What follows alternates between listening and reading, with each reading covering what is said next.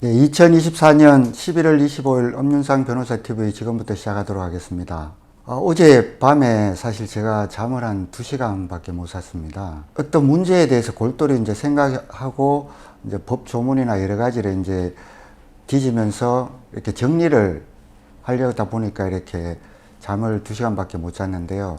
다름 아니라 지금 최대 화두가 되고 있는 파산 사건과 관련해서 그 중에서도 특히 지금 파산 선고가 11월 8일 날 있었습니다. 11월 8일 날 있고 지금 좀 며칠 지났는데요. 적시 항고가 지금 제기되어 있습니다. 적시 항고가 제기되어 있고, 그리고 또 파산이 아닌 회생으로 가야 된다, 이런 얘기들이 있어서 과연 이것이 이제 정말로 가능한지, 여기에 대해서 회원 여러분들이 많이 좀 궁금해 하시고, 제 자신은 이제 법적으로 정리가 되어 있지만 여기에 대해서 여러 가지 이제 궁금증을 가지신 분들이 많을 것이라고 생각돼서 계속해서 이제 생각을 하다가 어젯밤에 좀 잠을 설쳤습니다. 법적으로는 지금 다 완벽하게 정리가 되어 있는데요. 그러면은 항고나 회생 신청이 가능한 것인지에 대해서 구체적으로 오늘 이 시간을 뭐 법 조문이나 이걸 통해서 근거를 가지고 여러분들을 소통을 하고자 합니다.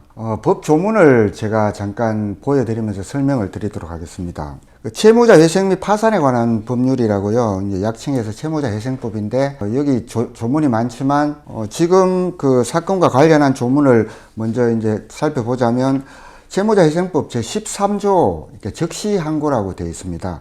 적시항고라는 건 뭐냐면은 흔히들 이제 적시항고 이래 놓으니까 그냥 항고가 아니라 적시 항고한다 이렇게 오해를 하시는 분들도 그게 아니고, 그 법률 용어 자체가 이제 적시항고인데, 요거는 이제 보통 항고하고 구별되는 그런 개념입니다. 이제 보통 항고 같은 경우는 그 기간에 제한이 없고 상급심에 이제 다투는 절차인 거는 맞는데, 적시항고는 빨리 이제 확정돼야 될 필요성이 있는 사건들 같은 경우 이제 그 불변 기간이라 해서 항고 기간을 제한을 둔 요런 항고를 적시항고라고 그럽니다. 이제 크게 보면은 이제 적시항고 그 불변 기간을 7일로 두는 그런 사건이 있고 14일로 두는 사건이 있는데, 지금 채무자 회생법 같이 이제 파산이나 회생 같은 경우는 파산 법원의 이제 결정에 대해서 항고 기간을 14일로 이렇게 하고 있습니다. 그 13조 2항에 보시면 그 적시항고는 재판에 공고가 있는 때에는 그 공고가 있은 날로부터 14일 이내에 하여야 한다, 이렇게 되어 있죠. 재판 공고는 그때 파산 선고한 11월 8일 날 바로 공고를 했습니다. 이제 그때부터 14일 내에 이제 적시 항고를 하게 되어 있어서 지금 적시 항고를 한 사람이 이제 여러 사람이 있습니다. 그러면은 그 적시 항고는 그 누가 할 수 있을까요? 이제 신청권자라고 그러는데, 신청권자 13조에 보시면 1항에 이해관계를 가진 자는 적시항고를 할 수 있는 자격이 있습니다. 통상적으로 이해관계라 하면 어떤 사실상의 이해관계를 얘기하는 게 아니라 어떤 법률상 이해관계를 가진 사람을 이해관계를 가진 사람이라고 이렇게 판례는 보고 있습니다. 지금 그 적시항고를 한 사람이 누구죠? 제가 보니까 일단 제일 먼저 파산 선고의 그 상대방이 누굽니까? 이제 스탠코리아 채무자죠. 이제 스탠코리아 영농조합 법인이 당연히 이제 이해관계를 가진 자로서 이제 적시항고를 할 수 있는 자격이 있는데, 지금 14일 이내에 이제 적시항고를 했습니다. 이제 법무법인 화우를 선임해서 적시항고를 했고요. 그 다음으로 누가 또 이해관계를 가진 사람이 될까요?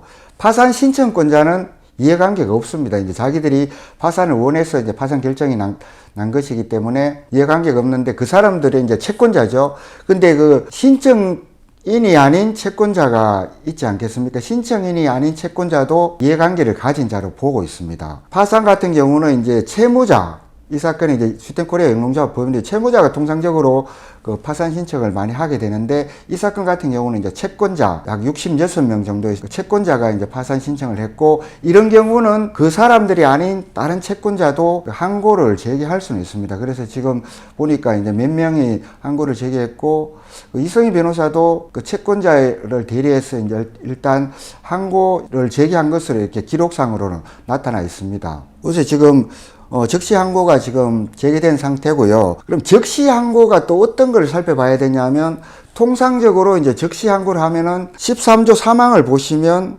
적시항고는 집행정지의 효력이 있다 이렇게 되어 있잖아요. 집행정지의 효력이 있다는 거는 뭐냐면은 파산 선고가 11월 8일 날 됐지만 파산 절차가 진행되지 않는 그런 건 이제 집행정지라고 하는데, 그런 효력이 통상적으로는 있는데, 지금 이 사건 이제 파산 선고 같은 경우는 316조, 제일 밑에 보시면 316조 3항에 보시면 파산 신청에 대한 재판에 대해서는 적시항고를 할 수 있다고 하면서도 요때 적시항고에는 집행정지의 효력이 없다 이렇게 되어 있죠. 그래서 이 사건 지금 파산 선고 사건에서는 파산 선고 결정에 대해서 지금 적시항고를 했지만 집행정지의 효력은 없습니다. 그래서 집행정지 효력이 없기 때문에 지금 파산 절차가 지금 진행이 되고 있고, 파산 관계인의 임무도 11월 8일부터 임무가 이제 개시되어서 지금 일을 계속 하고 있습니다. 일을 하고 있고, 파산 관계인은 뭐 적시항고 사건이 결론하고 무관하게 지금 일을 진행을 하고 있습니다. 물론 뭐 적시항고가 받아들여지게 되면은 취소가 되니까 그때는 이제 집행이 정지되겠지만, 그때까지는 이제 집행정지의 효력이 없기 때문에 지금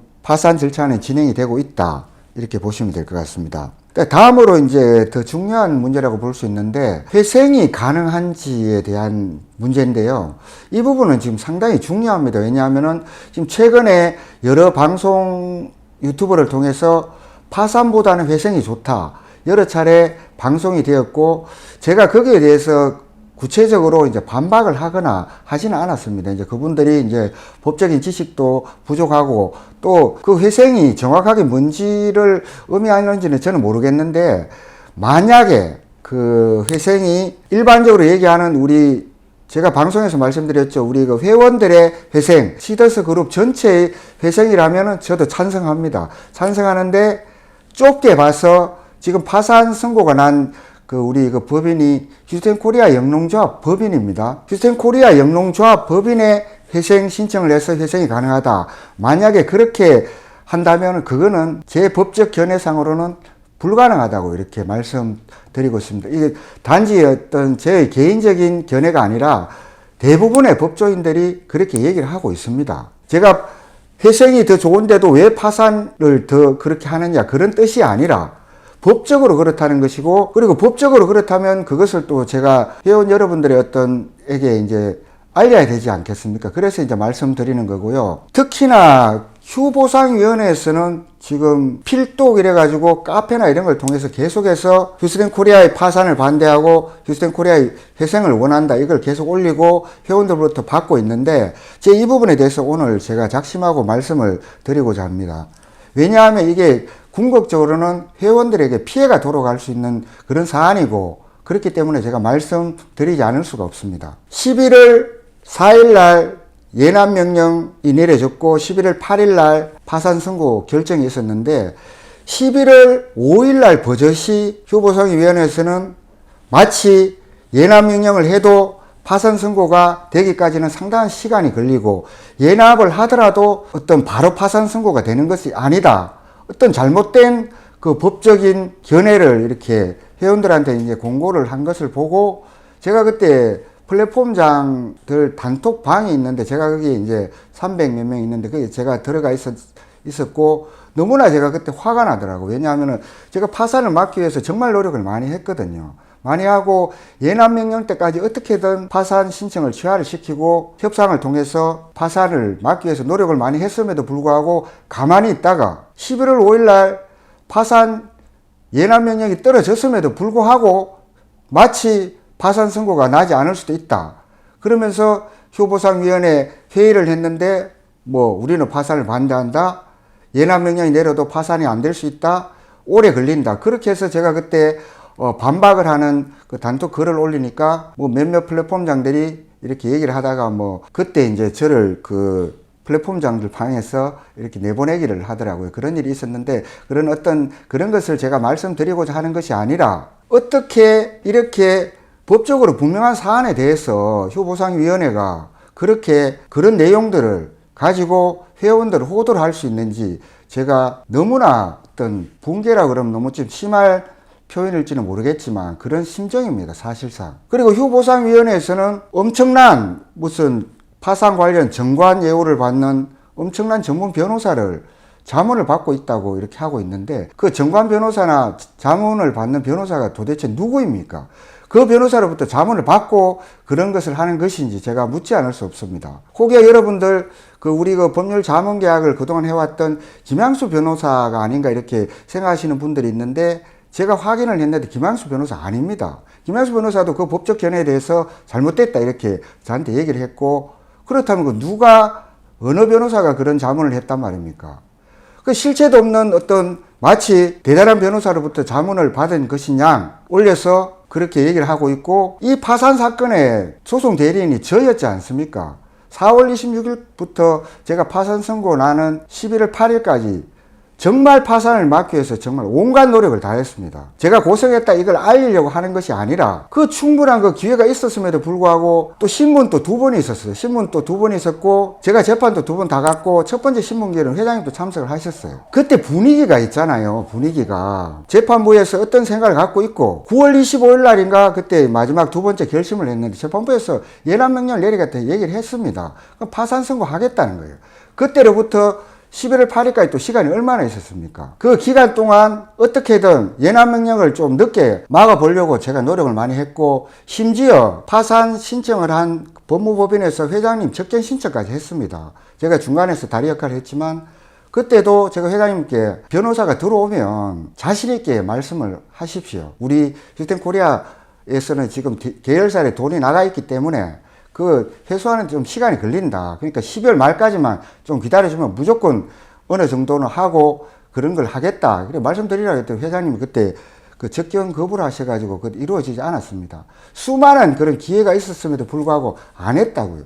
그리고 또 설레 이렇게 말씀을 하시는데, 저는 그때 만약에 그거를 협상을 통해서 취하를 시키는 설레를 만약에 만들었다면 다시는 파산 신청을 하는 사람이 없었을 것입니다. 왜냐하면 협상 조건도 아주 낮게 했고, 그 사람들도 그 채권자들도 파산 신청할 때 비용이 들어갔을 거 아니에요. 비용이 들어갔고 그 6개월 동안 고생을 많이 했을 건 아닙니까? 그럼에도 불구하고 처음에 자기들이 파산 신청을 하면 먼저 채권을 받을 수 있겠구나 그런 기대감에 파산 신청을 했는데 그게 안 되잖아요. 그러면은 그런 것들이 소문이 나고 하면 누가 그 다음부터 파산 신청을 하겠습니까? 근데 지금 뒤늦게 와서 또 파산이 아닌 회생을 원한다? 회생 접수를 받고 있습니다, 여러분. 휴스랜코리아 지금 파산 선고를 한 그 법원의 재판부에 저는 파산을 원하지 않습니다. 저는 회생을 원합니다. 그런 것들을 아무리 넣어서 지금 법원에서 그 회생으로 받아주겠습니까, 여러분? 그게 법입니까? 여러분, 똑같지는 않지만 우리 그 방파제 형사사건을 한번 생각을 해 보시자고요. 그때 얼마나 많은 탄원서가 들어갔습니까? 저보고는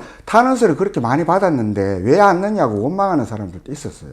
그래서 제가 그때 그 탄원서가 그렇게 중요했으면 왜 바로바로 안 넣겠습니까? 탄원서 쓰는 분들은 그 자기 탄원서 하나를 얼마나 정성스럽게 적었겠습니까? 근데 그게 법적으로 큰 효력이 없고, 그리고 오히려 그게 재판부를 자극을 할 수 있다. 그래서 제가 그걸 알기 때문에 조금 이렇게 했던 것이고, 그래도 정성스럽게 다 해서 다 넣었다고요. 근데 그런 게 어떻겠습니까? 재판부가 그런 탄원서들이요, 제가 이 자리에 다시 한번 말씀드릴게요, 여러분. 지금 방판부 2심도 있고 사기 사건도 있어요.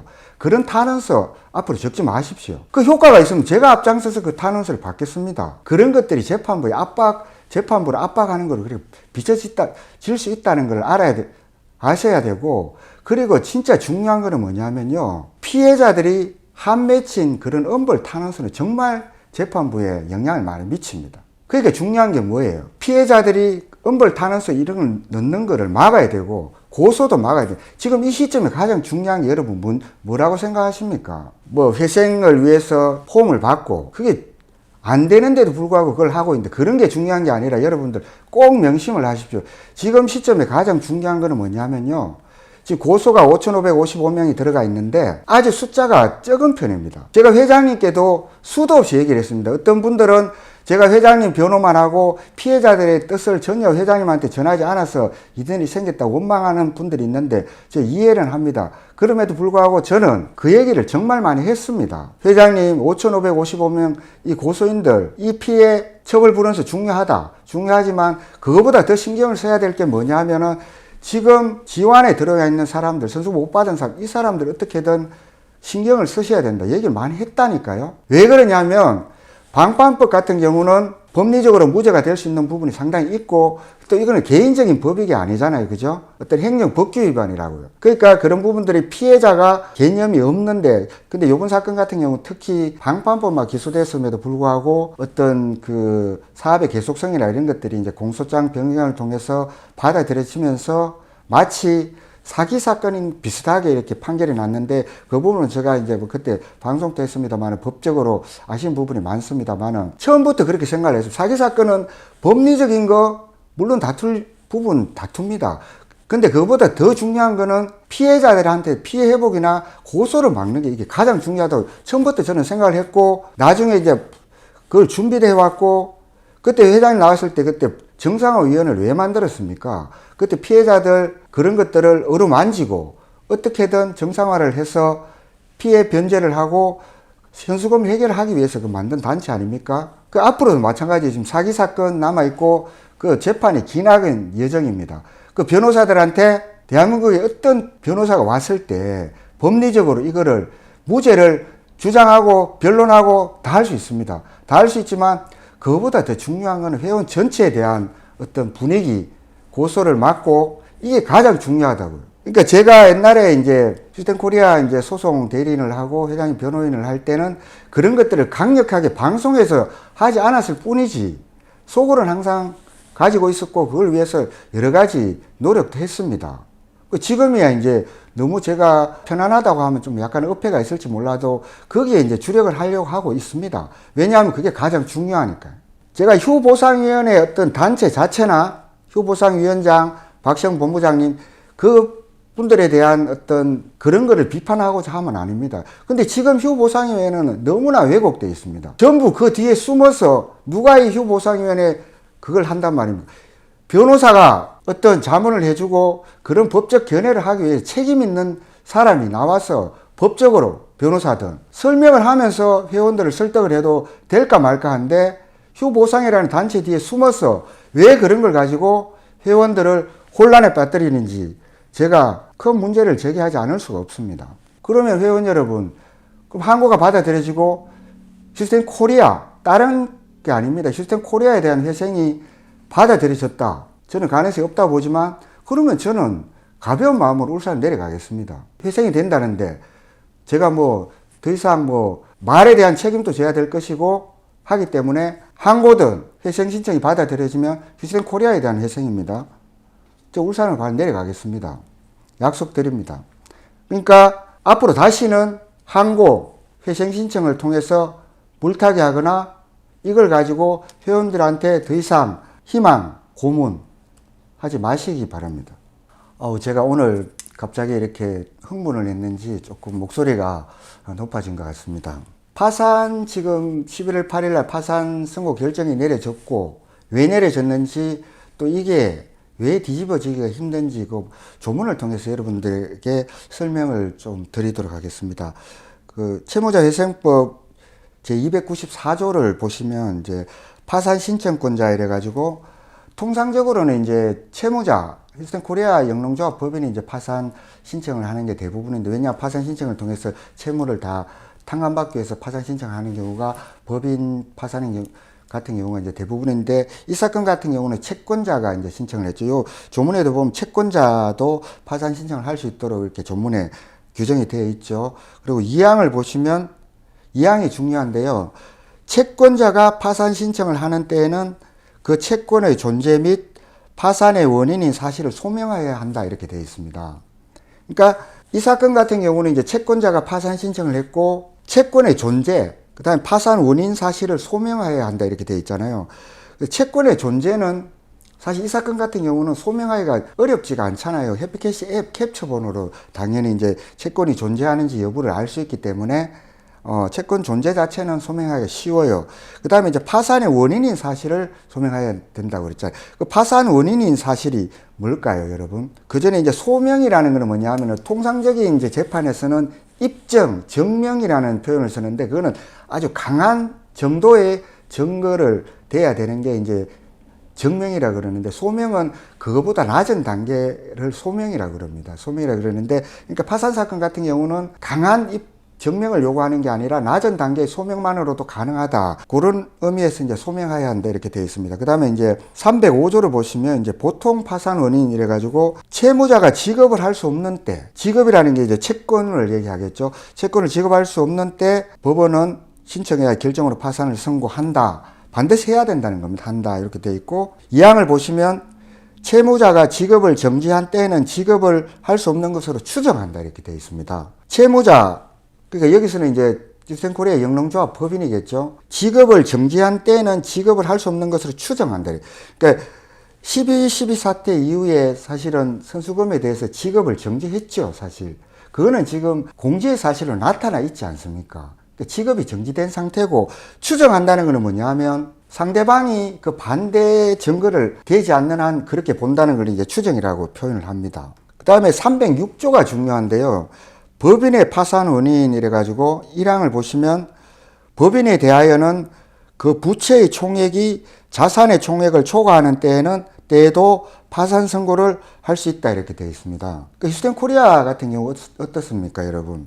그 부채의 총액이 얼마죠? 정확한 거는 아니지만 1조 내외입니다. 1조 내외. 선수금 지금 부채 남아있는 1조 내외인데, 그리고 자산의 총액, 자산 요거는 이제 제가 자료를 제출했습니다. 최대한 해서 이제 4,600억 정도 이렇게, 지금 이 자료 같은 경우는 이제 어느 정도 지금 알려진 부동산, 그다음에 대여금, 투자금, 그다음에 뭐 임차료, 뭐 다양한 이렇게 총 합쳐서, 그러니까 제가 찾을 수 있는 거는 다 찾아서 냈죠.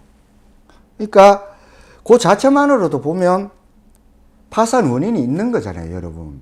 그러니까 이런 것들을 보고 법원이 이제 파산 선고를 했고, 이거 보면 법 조문을 보면 휴스턴코리아가 파산 원인인지 없는지는 아주 간단하잖아요.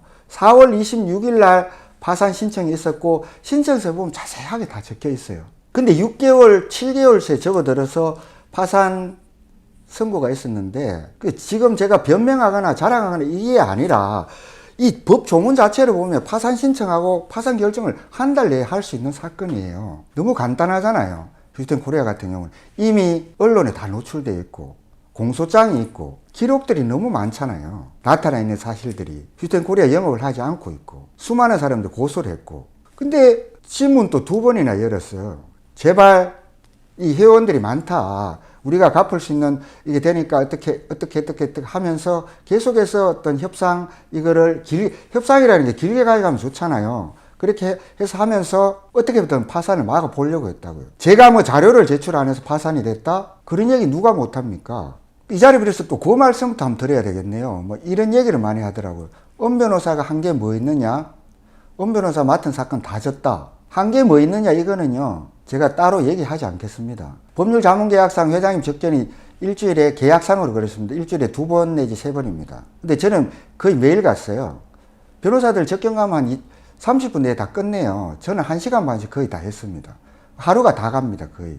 그 민사사건 제가 다 맡았죠. 일을 해도 끝이 없어요. 뭘 한 게 뭐 있느냐 그렇게 얘기하시는지 모르겠습니다. 여기에 대해서는 뭐 제가 더 이상 반박할 것도 없는 것 같고, 그 다음에 또 하나 말씀드릴 게 지급명령 관련해서 말씀드리겠습니다. 지급명령이라는 것은 뭐냐 하면은 정식 소송을 통하지 않고 지급명령 신청을 해서 상대방이 이의를 하지 않으면 확정되는 뭐 그런 재판의 형태를 지급명령이라 합니다. 다만 일반 소송하고 달리 이제 기판력은 없는데 집행력 같은 건 있습니다. 지급명령 사건은 이제 제가 전적으로 이렇게 전담을 했는데요. 물론 지급명령 사건 뭐 그 200건 정도 되지만 제가 뭐 따로 위임 계약서를 작성하거나 선임료를 받은 거는 전혀 없습니다. 그냥 제 그 법률자문료 내에서 경유비까지 제가 다 부담을 했습니다. 근데 지급명령 같은 경우는 여러분들이 하나 생각하셔야 될 게 뭐냐면, 지급명령을 신청한 사람은 우리 회원입니다. 그 회원들이 그 지급명령을 신청할 때 어떤 심정으로 지급명령을 신청하겠습니까? 그리고 지급명령 사건은 승소를 할 수가 없습니다. 자꾸 다 패소했다 그러는데 승소를 할 수가 없는 게 왜 그러냐면, 그 해피캐시 약관에 회원이 탈퇴하고 탈퇴를 통보하면 그 남아있는 선수금을 주도록 이렇게 되어 있잖아요. 되어 있는데 그걸 이길 수는 없죠. 다만 지급명령 신청이 이제 작년 12 사태 이후에부터 이렇게 들어오기 시작했는데, 처음에는 이제 띄엄띄엄 들어왔어요. 띄엄띄엄 들어왔는데 그때는 제가 당연히 이의를 했습니다. 왜냐하면 초기에 같은 경우는 이제 확정이 되고 이러면 그걸 보고 여러 사람들이 들어올 수 있고 해서, 그리고 또 그때는 또 집행이 될 수 있는 재산이 있을 수가 있죠. 확인되지 않은 상태였기 때문에 제가 이 일을 다 했습니다. 이 일을 다 했고, 그리고 또 전국적인 으로 다 들어왔어요. 이제 채권자, 보통 재판적이라 채권자 주소지 이제 관할이 있다 보니까 전국적으로 다 들어왔어요. 전국 법원이. 그러니까 그럼에도 불구하고 제가 다 이 일을 했어요. 나중에는 보니까 그 소송 관할이라고 서울중앙지방법원이 이제 관할이 있더라고요. 또 그거는 이제 또 관할에 대한 항변을 내서 또 서울중앙지법으로 오기, 나름대로 시간 끌 수 있는 부분을 다 껐습니다. 이 일을 제기해서 지금 아직까지 이 사건이 이제 확정되지 않은 사람도 있기는 합니다만은, 그 사람들이, 그 회원들이 저를 얼마나 원망을 했겠습니까? 왜냐하면 자기는 예컨대 12.12 사태 때 가입을 했는데 안 돼가지고 그래도 형사 고소를 하지 않고 직업명예 신청했는데 당연히 줄 의무가 있음에도 불구하고 이 일을 하면 화가 나지 않겠습니까? 제가요, 이 사건 같은 경우는 액체 대표이사님이든 크게 언론하지는 않았고, 다만 회장님한테는 이제 얘기를 했죠. 왜 지금 상황에서 이렇게 해야 되는지를. 그러니까 처음에는 그랬지만 나중에는 이게 확정이 돼도 의미가 없는 게, 휴대코리아가 이미 전부 이제 그 직업 정지가 되고 다 이랬기 때문에 집행을 못 해요. 기판력은 없다 그랬잖아요. 나중에 정말 잘못된 거면 기판력이 없기 때문에 청구인이나 이런 거 할 수 있는데, 집행력은 있지만 집행할 수 있는 재산이 없잖아요. 없고, 그리고 또 지금 현재 파산 선고가 됐는데 파산 절차 이후에 이제 보존명령으로 또 어떤 누가 먼저 받아갈 수 없는 그런 것도 있고, 지금 파산되고 난 이후에는 지급명령을 받은 사람이나 받지 않은 사람은 똑같습니다. 물론 약간 이자 차이가 있다고 뭐 말씀하시는 분도 있겠지만 그게 얼마나 되겠습니까? 예를 들어 가지고 지급명령에 대해서 이 일을 해서 본소송을 가요. 본소송 가면 그 지급명령 신청한 그 회원은 인지대를 또 더 내야 된다. 엄청 더 내야 돼요. 또 변호사도 선임을 해야 된다고. 처음에 이제 법무사 하다가 변호사 선임하고 이러면 소송 비용 많이 들 거 아니에요? 그것도 회원이 화가 날 거 아닙니까? 그리고 판결이 또 확정이 되면 그 변호사 비용도 다 휴대코리아에서 물어야 된다고요. 그래서 이것저것 다 생각을 해서 이 일을 안 한 거예요. 그게 휴대코리아나 회원들이나 모든 것들을 고려해서 제가 그렇게 했습니다. 회장님께도 말씀드렸고 회장님도 수긍을 하시더라고요. 근데 그분들이 이 일을 해서 고소로 가면은 그걸 또 누가 맡겠습니까? 그러니까 플랫폼장들이든 액체 관계자들이든 지금 뭐 파산 신청이 되고 파산 결정이 나니까 신청인이 누군지 공개를 하자. 저 사람들 때문에 이렇게 됐다. 제가 참 어이가 없습니다. 그러면 이렇게도 하시죠. 직업명령 신청한 사람들 명단을 공개하자. 나아가서 지금 고소한 사람들 5,555명이에요. 그 사람들 명단도 한번 공개를 해보시죠. 뭐가 다릅니까? 다 자기의 어떤 피해 회복을 위해서 파산이든 민사든 형사든 선택을 해서 한 거예요. 그런 것들을 이해를 하고 보도만 주고 어떻게든 막고 이렇게 가는 게 앞으로 나아갈 길 아닙니까? 근데 지금 하고 있다는 게 신청인들 누구 공개하자. 지금요, 플랫폼장님들 잘 생각하셔야 됩니다. 앞으로 어떻게 상황이 진행될지 극히 불투명하고, 본인들은 정말 쪼그라들면서 계속 쪼그라들면서 이렇게 하고 하면 될 수 있을지 몰라도 이 화가 난 회원들이 이거를 누가 막을 것입니까? 왜 그걸 좀 달래주려는 그런 쪽으로 좀 생각을 못 하시는지 너무나 안타깝습니다. 그리고 제가 그 연합채권단을 출범한 지가 며칠 되지 않았는데, 사실 뭐 여러 가지 이제 부족한 게 많습니다만은 지금 출범을 하고 등록을 하고 지금 이제 회원 모집을 사실 금요일 날 제가 방송 때 밤에 이렇게 말씀드렸잖아요. 말씀드리고 급하게 이렇게 이제 네이버 폼을 올리고 있는데 주말임에도 불구하고 많은 분들이 이렇게 회원으로 가입을 해 주셔서 참으로 감사를 드립니다. 이 자리에 빌어서 제가 요거는 말씀을 드릴게요. 그러면은 변호사도 다른 변호사가 똑같이 결국 돈 때문에 이거 하려고 하는 거 아니냐, 이렇게 말씀하시는 분들이 있을 수 있고, 그분들 말씀이 이제 전혀 틀린 것은 아니지만, 그렇다고 다른 변호사들하고 같으냐? 전혀 다릅니다. 전혀 다르고, 저는 분명히 말씀드리지만 이 파산 절차에서 파산 채권자 파산 신고 접수를 받아서 파산 절차가 종결됐을 때 그 배당에서 성공보수로 예컨대 10%를 받고 그걸 하겠다는 그런 형태로는 절대로 하지 않습니다. 그게 아니라 제가 연합채권단을 한 이유가 말씀을 드렸지만 이 자리에 비해서 다시 한번 말씀드립니다. 이거는 이제 어떤 형태로 하려고 하냐면요, 파산 접수는 많은 일들 중에 아주 일부분에 불과하고 기나긴 그 파산의 여정 안에서 이 연합채권단을 통해서 우리 회원들이 파산 종결되기 전에 어떤 걸 할 수 있는지 그거를 이렇게 제가 제시를 하고 회원들과 같이 하기 위해서 이렇게 만든 겁니다. 변호사 비용을 따로 받지 않잖아요. 움직이고 하는 그런 비용들이 지금 전혀 없잖아요. 모든 게 이제 해임이 됐기 때문에 없는데 그런 비용들이 제가 해야 되겠지만 모든 어떤 파산 절차 이런 게 대해서 회원들하고 같이 하기 때문에 하기 위해서 제가 그 연합채권단이라는 단체를 만들었고 회원을 모집하고 있는 것입니다. 그리고 제가 이렇게 추상적으로 말씀드리지 않고 구체적인 보관은 다 서 있다고 했죠. 그러니까 채무자 회생법이나 예규나 이런 데 보면 파산 절차 중에도 할 수 있는 것들이 상당히 많습니다. 회원 여러분. 그러니까 연합채권단을 이름 만들어 가지고 제가 모든 회원들을 연합채권단에 다 받자 이런 뜻은 아닙니다. 아니고 여러 단체가 있지만 가장 중요한 것은 뭐냐면 이런 회원들이 전체가 어떤 단합된 이거를 해야 파산 관전이든 법원에 대해서든 어떤 요구나 협상 조건을 제시할 수 있기 때문에 채권단을 만들어서 제가 이거를 중심을 잡고 하겠다는 의미로 이렇게 만들었다는 점. 그리고 파산 지금 시작해가지고 배당받을 때까지 우리는 아무것도 할 수 없고 그때까지 기다려야 된다? 그거 아닙니다, 여러분들. 제가 많은 보관을 갖고 있기 때문에 궁금하시다면은 회원으로 가입하시면 제가 거기에 대해서 시간이 날 때마다 구체적으로 다 말씀을 드리도록 하겠습니다. 그러니까 저희 이런 뜻을 아시고 그냥 변호사로서 선임료 받기 위해서 한다. 그거 전혀 아니니까요. 한번 저를 믿어보시고 연합채권단의 회원으로 많이 가입을 해 주시기 바랍니다. 오늘 다른 날보다 좀 얘기를 하다 보니까 방송 시간이 조금 길어졌는데요.